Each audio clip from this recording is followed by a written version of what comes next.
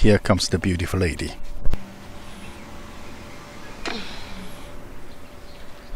Isn't she beautiful? It's a beautiful morning with a beautiful lady. What else do you need? Okay, what are we going to talk today? Today, we're going to talk about Mike Pence's speech last night. The Vice President of the United States made a speech yesterday. Yes. What's the content? China. Yes. Okay, as this speech is specifically dedicated to China. 40 minutes. Yeah, 40 minutes, yes. And I first give you an idea, the reaction from the Chinese side. Okay. As far as I can get information, I can categorize into 3 groups. Okay. One group, the anti-revolutionaries. Okay. The ones who anti-China, anti-Chinese government, I should say. Those people, they don't anti-Chinese people, okay? Yeah. They are so happy. They say, oh, U.S. declared a war with China. We're going to win. Well, actually, what happened was he came to me last night and asked me to sit down. It was like very serious. It was very serious. And then he says to me, U.S. has declared war on China. And I looked over at his computer and I saw that he had a video paused that had Chinese subtitles and everything. So I said, wait. Let's go find the original first. Yes. And plus that, I think day before yesterday, we have received the alert. What is that? Actually, I can show it to everyone. It's on my phone still. It actually is entitled Presidential Alert. Can you see that? Okay. So really it looks very serious, presidential alert. Yeah. So it looks like the war is going to start. Anyway, the anti-revolutionaries, the anti-Chinese government, the people, they are so happy. Most of them living in the States, okay? They are so happy. Oh, we're going to win. Okay, the U.S. is going to overthrow Chinese government. So this is one group, okay? The other group is pro-China. The Chinese people, they love their country. They take their government as their representatives, okay? So they are very, very furious, very angry. They say, oh, how can you do this, China, this and that, But the Chinese government attitude is very, very interesting.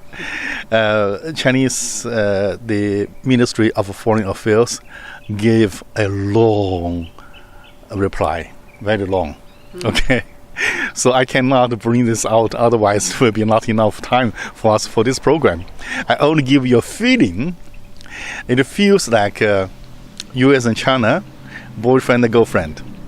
Okay, the U.S. says, okay, I want to break up with you because you don't utter your words. Your heart has never been together with me. You never do what you said. And you did not change anything you promised. And you're not going the direction I expected. Therefore, there's no way for us to be girlfriend and boyfriend anymore. Let's break. And actually, the Chinese lady does not want to break up. You have to do your voice higher like you were earlier during breakfast. Okay. Do you high Chinese voice. Okay. And the Chinese does not really want to break up, but she has a face. She's a pretty young lady, 69 years old young lady. So she has to pretend to be tough. Oh yeah? Huh? You think you're somebody? I can get anyone to love me. And this, you treat me so badly. And this, that. Then she started to say, you forget, huh? I bought a birthday gift the last time, and I did all this, wash your dishes, and I did all the good things for you, and you don't remember anything. They started list everything they did to U.S. the good things, So it's like a girl back. The boyfriend says, "Okay, don't break up with me," but in other way, want to save her face. Okay, and China seems to initiate another talk with your state secretary very soon. I hope that the Chinese are going to give a concession or they make up something. I don't know. Anyway, now we come back to the speech of Vice President Mike Pence. So I realized after 40 minutes I listened to his speech carefully. I understood, I think, about 85 to 90%. And the rest, Miss Mercedes has explained to me. The reason I did not understand that part is not because of the language. It's because of the content, the history. Context. Yeah, the context. Yes.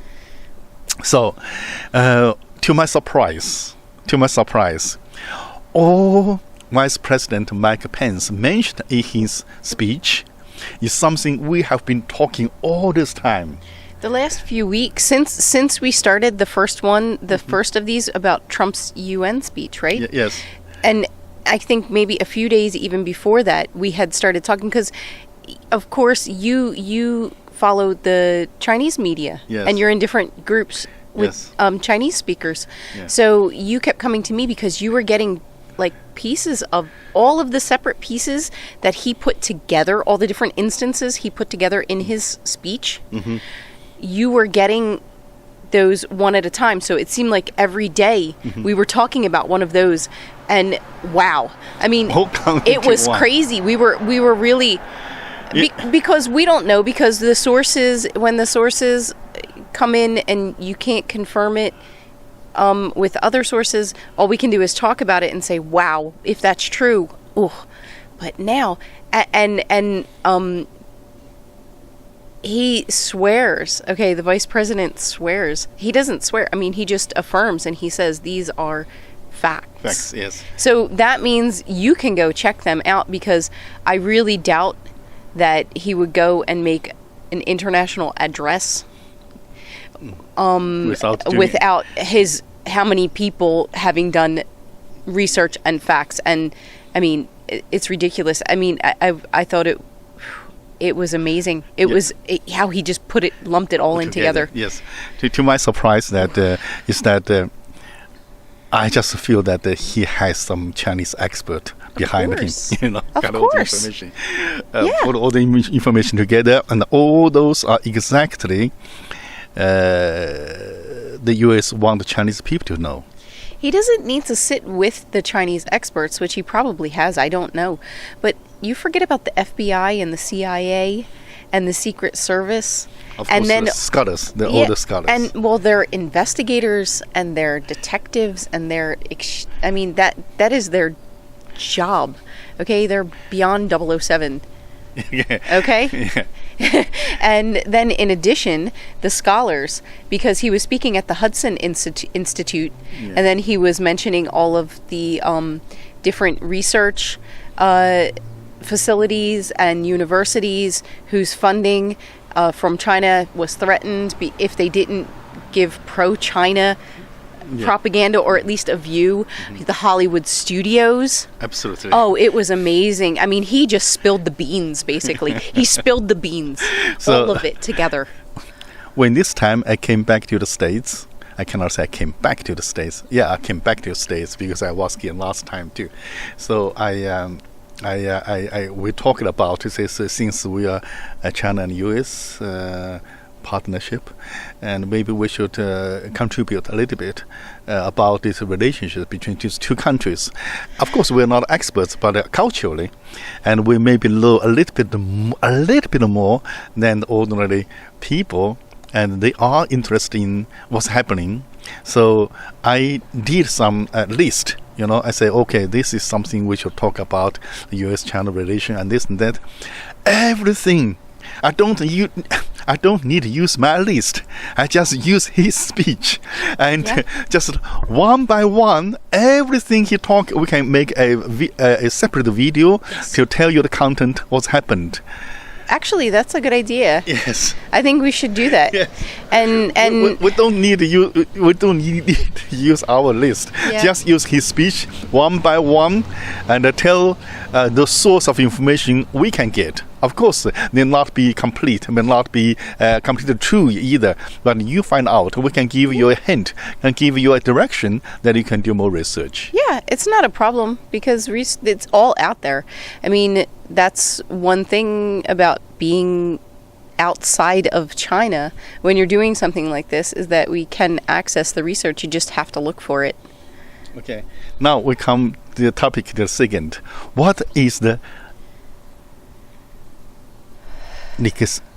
significance? What is the significance of this speech? Significance. What is the significance? Yeah, it's a difficult one. You got it, though. What is the significance? You got it. Say it again. Significance. Significance. No, significance.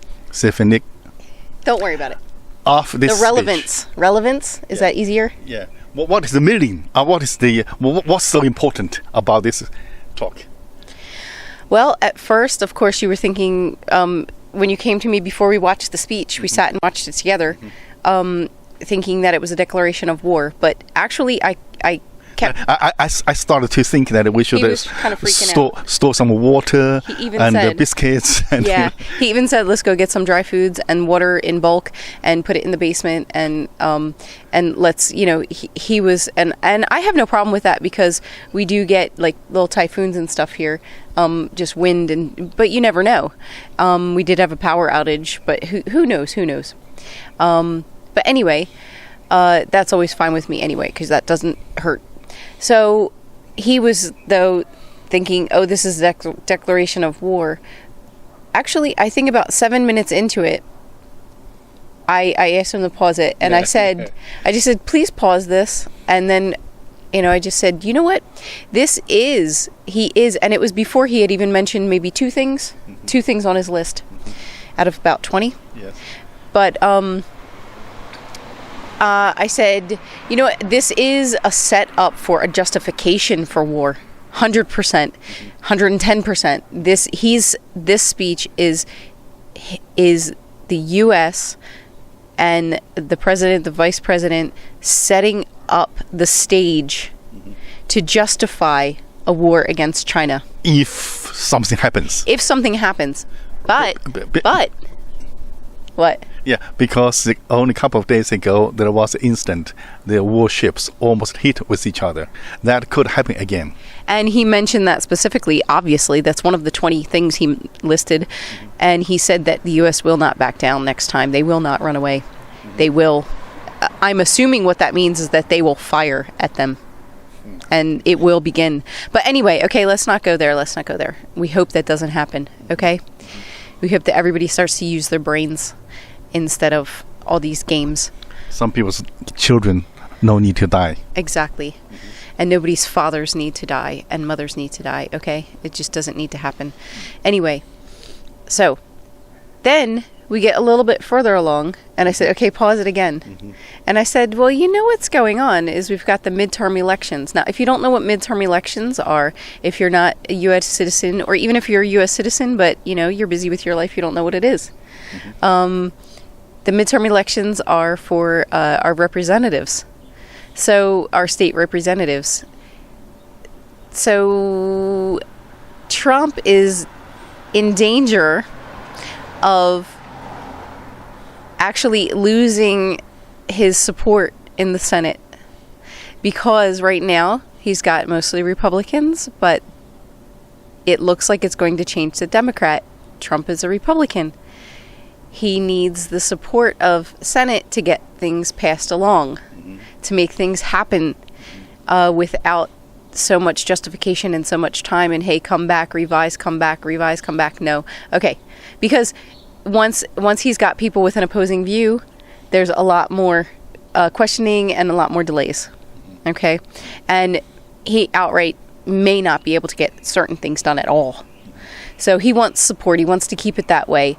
And one way to do that is to scare the people, scare the American public into saying, oh my God, panic, war could happen. Okay, in case of war in America, people want a strong president, and they want him to have the support of the Senate so that things can get done and decisions can be made so that our lives can be saved.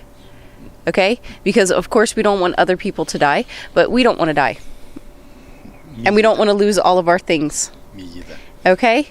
So, this, a scare tactic, obviously it can be true. The scare tactic doesn't have to be a lie. But there are conspiracy theories that in the past there have been many scare tactics or what they call false flags. Now, I don't get that from the Trump administration. I actually am very happy that I don't even get a whiff of false flags.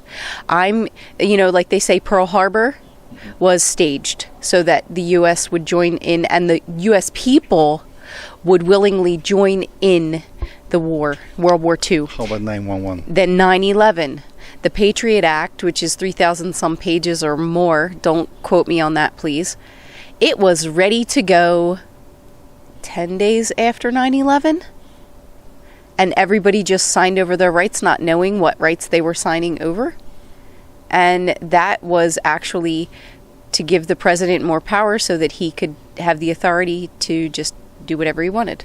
So, and a lot of people say, of course, that was an inside job. And everybody knows these different theories, okay? So you mean that this is rather a declaration of election instead of war. Declaration of election? I think actually, though, do you feel that this was peppered with lies? But the situation in South China Sea is very, very serious. When 8 countries have their vessels, warships there, and with Chinese military there, and with incident that happened a couple of days ago, and with this, the rumor says, CNN says, okay, the New York Times hasn't said yet. The CNN said that the U.S. will organize the world scale military drill, and the militaries will go to South China Sea or to Taiwan there for like 1 week or something. The world scale military drill will happen. And this looks very serious. I don't know if that also part of the election. It seems like it all is, actually. I mean, but at the same time, of course, the timing is with the election. So that is good timing for them if they want to maintain their support, because obviously, people want to be able to defend the United States. So the other issue is, though, things have come to a head with China anyway.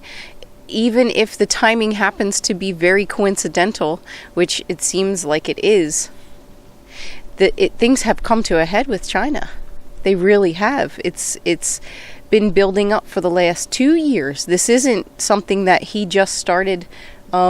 He just started on like last month or something. No, another scenario we can see is that if U.S. government really want China government down, they don't need a war.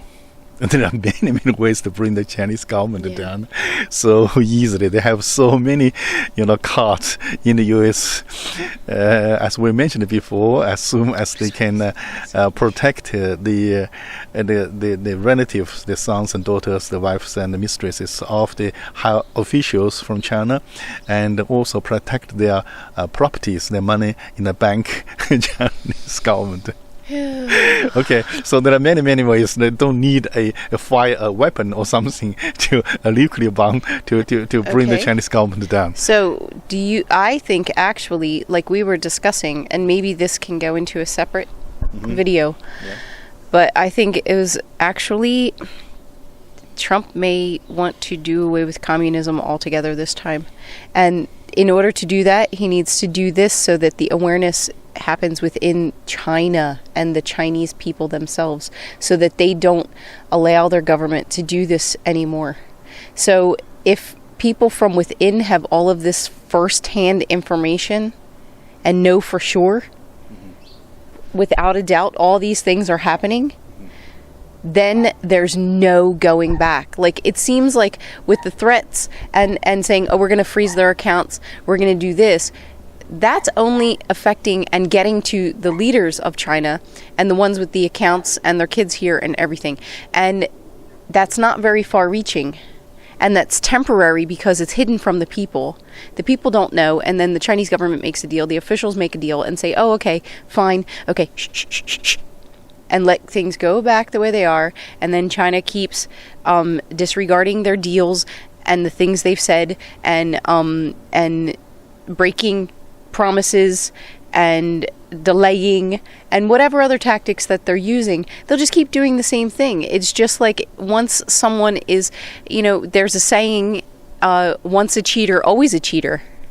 And so, once someone cheats on you in a relationship, they're going to do it again. It doesn't matter if they say, oh, no, never again, please, honey, take me back. They're going to keep doing it because they're a cheater. Once a cheater, always a cheater.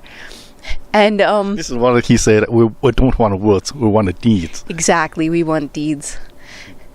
So anyway, the sunshine is come out, and it's annoying me. What I say is that Mike Pence speech is as important to Chinese people as to the U.S. people, and I'm sure his speech will reach the Chinese people and make Chinese people to think if U.S. really the enemy of China. Yeah, because this information, actually, the way he staged it, and actually that's what makes me see or think that it's not really games. They're politicians, so I'm always going to be wary of whatever they say. Mm-hmm. But this was just flat out facts that we found out, and then he put it together, and then he did phrase it that, the Chinese people deserve better. So what can you deny? Even if he's saying that and doesn't really feel that and believe that, it makes sense. And the humanitarian side of most Americans really agrees with that. So, because we put ourselves in that place. That's why we get so upset when we see human rights violations, and we see that China can't even get Google and YouTube and all this stuff. I put myself in that place, and I say, oh my God, I can't, how can you not? Because we're thinking that everybody has this crave for knowledge, this yearning to be free. We feel that that's just a built-in human trait to want to be free, and isn't it? So we're thinking how much agony it must be to live in China and be Chinese. And we just want to help our fellow man, woman, child not to have to live like that. Yeah, that dog free to bark too. Okay, and the sunshine is getting to my head, and I feel very uncomfortable. And I don't want to give you this part, I had a flower face. Okay, so because of the sunshine, we have to end up this video now, and we do. It's too long anyway. Yeah, we do another one, another time. Thank you. Goodbye. Cut. You are under the sunshine. It's okay. Am I okay? You are perfect. Okay. Thank you. Mm-hmm. I really do urge everyone, I don't care where you're from, who you are, please go watch Mike Pence's address at the Hudson Institute yesterday. Please go watch it. Carefully, yes. Carefully. If you have to pause it, pause it. If you have to rewind it, rewind it. If you want to research what he's talking about, please go and research what he's talking about. Seriously, don't take our word for it. Where are you going? She's beautiful. Stop it. Just go and watch it, please. For your own information. Don't take our word for it. Oh, lucky I am. Beautiful lady.